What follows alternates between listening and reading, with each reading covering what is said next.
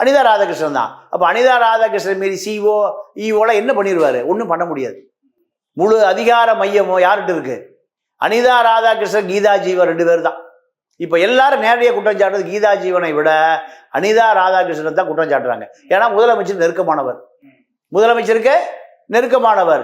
முதலமைச்சர் அனிதா ராதாகிருஷ்ணனை விஷயத்தை தலையிட மாட்டார். இந்த நம்பிக்கை தான் அதனோட பள்ளிக்கே 8 கோடி ரூபா.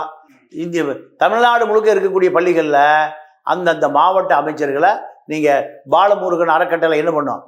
முத்துக்கருப்பு அறக்கட்டளை செயலாளர் பாலமுருகன் சில கோடிகளை கொண்டு கொடுத்தா வாய் அடைக்கப்படும். இதில் யார் நடவடிக்கை எடுப்பது? யார் நடவடிக்கை எடுப்பது? இது பெரிய அளவில் செய்தியாக்கப்படவில்லை. ஊடகங்களில் பெரிய அளவில் செய்தியாக்கப்படவில்லை. செய்தி ஆக்கப்பட்டு முதலமைச்சருடைய கவனத்துக்கு சென்றால், இல்லைன்னா நீங்கள் உதயநிதி கவனத்துக்கு சென்றால் கண்டிப்பாக இது நடவடிக்கை எடுக்க முடியும்.